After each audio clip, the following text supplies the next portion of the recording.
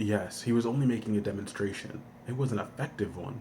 It was, she shuddered. Big, I don't know whether I can take that again.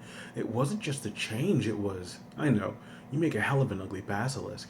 I would make a hell of an ugly anything, but the sheer malignancy, stupidity, and awfulness, those things are foul. To spend the rest of my life like that, I can't blame you, Bink said, but still something nagged at his mind. The experience had been so momentous that he knew it would take a long time for his mind to sift through all its aspects. I didn't think anyone could make me go against my conscience, but this. She put her face into her hands. Bink nodded silently. After a moment, he shifted the subject. Did you notice those creatures were male and female? Of course, she said, gaining control of herself now that she had something to orient on. We are male and female. The magician can change our forms, but not our sexes. But the basilisks should be neuter, hatched of eggs laid by roosters. There are no parent basilisks, only roosters. She nodded thoughtfully, catching hold of the problem. You're right.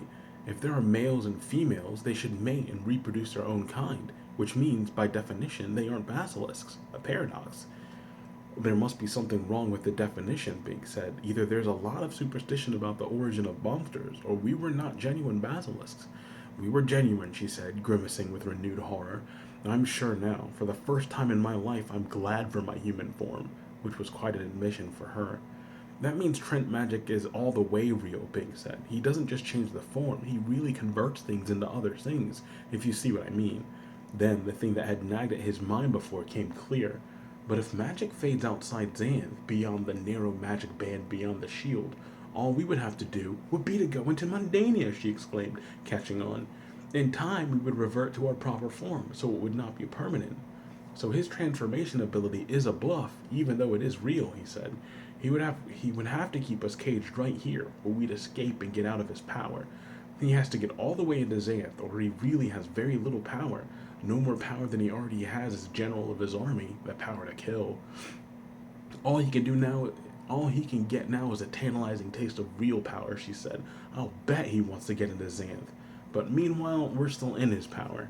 She set out the bricks, catching the limited sunlight.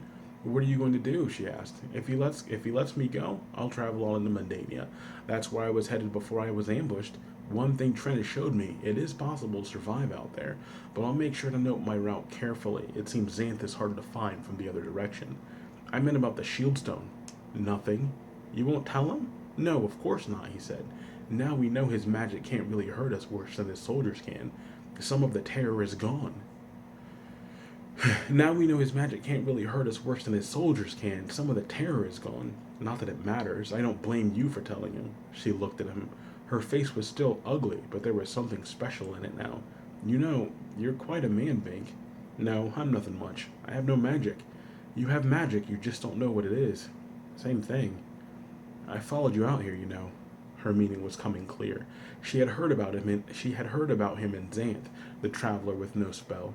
She had known that would be no liability in Mundania. What better match?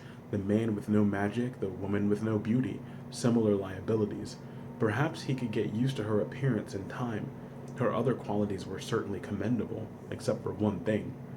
I understand your position, he said, but if you cooperate with the evil magician, I won't have anything to do with you, even if he makes you beautiful. Not that it matters. You can get your reward in Xanth when he takes over, if he honors his given word this time. You restore my courage, she said. Let's make a break for it. How? The bricks, dummy. They're hard now. As soon as it's dark, we'll make a pile. The grate keeps us in. Its door is still locked. A step won't make any difference. If just getting up there was the only problem, I could lift you. If just getting up there were the only problem, I could lift you.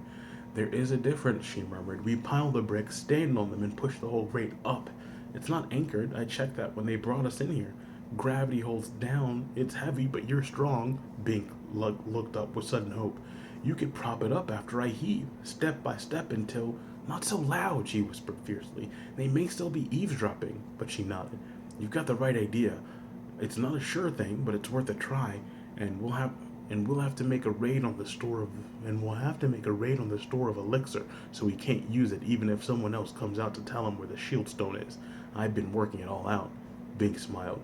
He was beginning to like her.